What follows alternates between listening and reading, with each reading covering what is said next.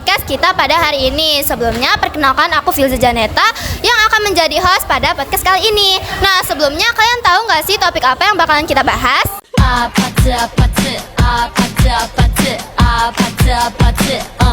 Oke, topik yang bakalan kita bahas pada kesempatan kali ini tuh nggak jauh-jauh dari kehidupan kita sehari-hari, yaitu pro dan kontra media sosial di kalangan remaja. Sebelumnya kalian tahu nggak sih media sosial itu kayak pedang bermata dua. Ada banyak banget manfaatnya, tapi di sisi lain juga banyak banget tantangannya. Oke, pada kali ini kita bakalan ngupas tuntas masalah ini dari kedua sudut pandang narasumber kita. Nah, nggak pakai lama lagi, mari kita sambut kedua narasumber kita, itu Tasya dan Nabila.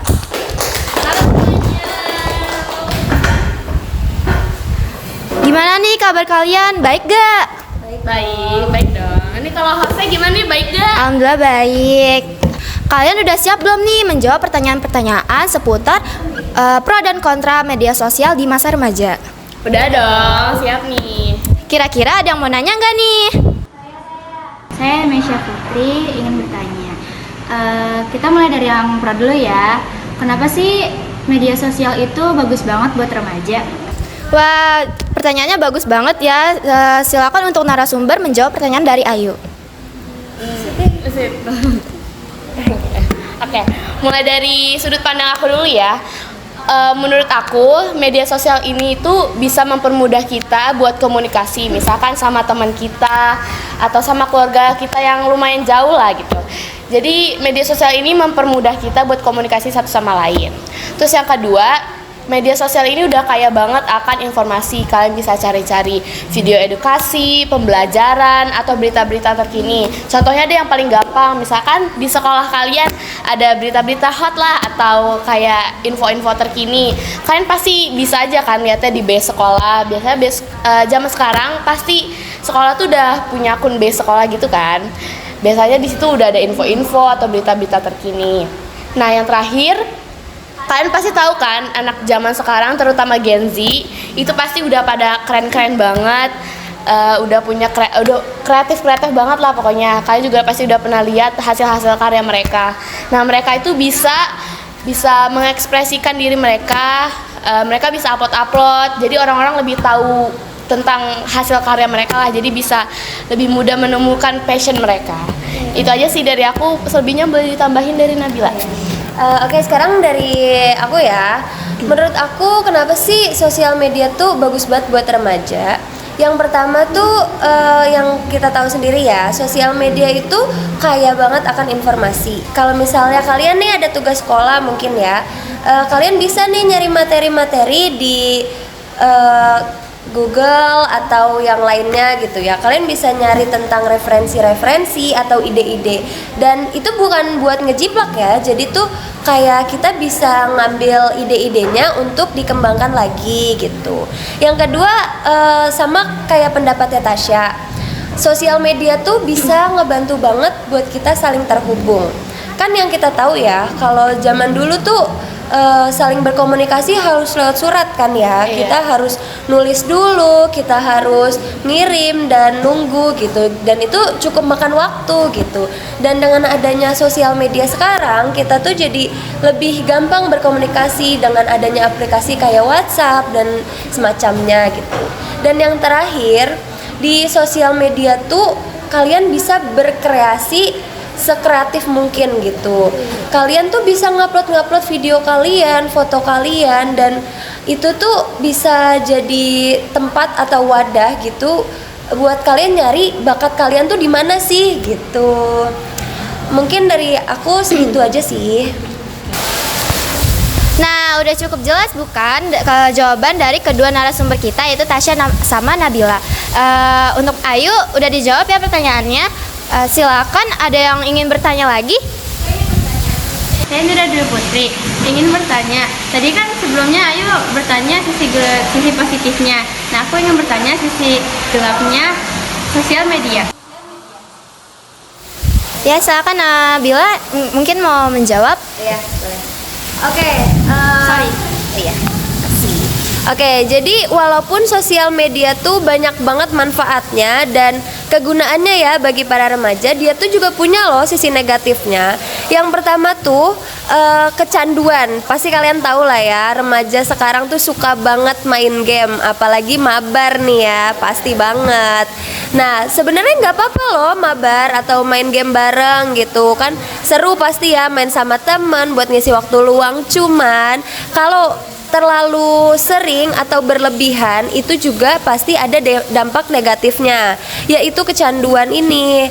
Nah, sekarang tuh banyak banget kasus para remaja yang kecanduan karena bermain game. Itu bahaya banget loh guys. Dan yang kedua ya, dampak negatif dari sosial media itu juga bisa bikin para remaja tuh jadi ansos atau antisosial. Jadi tuh ansos tuh bikin kita jadi ngerasa males gitu buat ngelakuin kegiatan di luar, buat berinteraksi sama orang banyak gitu. Jadi tuh maunya tuh cuman main HP dan scroll-scroll TikTok segala macem gitu ya. Dan yang terakhir menurut aku dampak negatifnya itu adalah nggak percaya diri. Kayak misalnya lagi scroll IG, scroll TikTok, ketemu yang cantik langsung mikir, ah dia cantik banget nih, aku nggak mungkin bisa kayak dia. Wah, itu bahaya sih guys. Itu tuh bisa bikin kalian nggak percaya diri gitu. Sebenarnya rasa insecure itu nggak apa-apa loh, punya rasa insecure, asal kalian tuh punya mindset atau pemikiran kayak wah dia bisa sehebat itu, dia bisa sesukses itu. Aku tuh harus bisa kayak dia, aku harus berusaha biar hebat juga kayak dia gitu. Jadi jadiin rasa insecure itu buat tolakan kalian jadi lebih baik dari diri kalian yang sekarang gitu. Menurut aku itu aja sih dampak negatifnya. Mungkin dari Tasya mau ditambahin? Menurut aku yang pasti dampak negatif dari media sosial ini gak kalah banyak dari sisi positif atau kelebihannya. Oke, yang pertama kalian pasti tahu dong sekarang ini udah banyak banget cyberbullying gitu kan ya. Anak zaman sekarang tuh udah asal ngetik, asal ngirim tanpa mikirin dia sakit hati nggak ya aku ngomong gini, dia sakit hati nggak ya, dia singgung nggak ya aku ngomong gini. Sebenarnya itu bahaya banget karena sekarang udah banyak banget berita anak muda udah depresi, udah mau bunuh diri gara-gara dapat hujatan, dapat bullying dari orang-orang di sekitarnya. Nah, yang kedua soal privacy. Sekarang tuh kan banyak anak-anak remaja yang udah ngeposting data pribadi mereka tanpa tahu orang lain bakal gunain buat hal apa sih, apa yang baik, apa yang jahat, malah lebih bahaya ya. Nah, itu bahaya banget dong pastinya. Kalau digunain buat hal yang gak bijak, itu bisa ngerugiin diri sendiri dong. Nah, yang terakhir, hayo di sini siapa yang masih suka kemakan hoax? Hayo. Oke. Remaja zaman sekarang ini juga harus lebih pintar lagi buat nemuin berita-berita mana yang hoax, mana yang real gitu. Karena kalau kalian kemakan hoax juga kan ngerugiin diri sendiri dan orang lain juga kan pastinya. Buat aku segitu aja sih jawabannya. Ih, serem juga ya dampak negatif dari media sosial. Tadi kata Nabila bisa kecanduan, kata Tasya bisa depresi. Nah, buat kalian harus lebih bijak ya dalam menggunakan media sosial. Nah, oke, kita lanjut ke pertanyaan yang terakhir. Saya Zaskia Savana Putri, mau nanya dong, kan kata kalian harus bijak dalam menggunakan media sosial. Nah, cara bijaknya tuh gimana sih? Sebenarnya gampang aja sih. Yang penting tuh kita harus lebih teliti dalam nyebarin informasi, terus jaga ketikan kita, terus juga jaga privasi. Nah, itu semua bisa bikin kita aman dari kontra media sosial. Nah, bener banget nih yang disampaikan Tasya tadi. Dan selain itu ya, kita tuh bisa terhindar dari kontra media sosial tuh dengan membatasi waktu penggunaan handphone. Dan juga kalian tuh jangan pernah ragu gitu buat cerita ke orang tua, guru, atau temen kalau kalian tuh ngerasa nggak nyaman dengan kalian menggunakan media sosial gitu. Jadi jangan ada yang dipendem-pendem. Iya. Lebih terbuka aja ya. Iya, lebih terbuka. Oke, sekian dari podcast kita hari ini. Makasih untuk Nabila sama Tasya.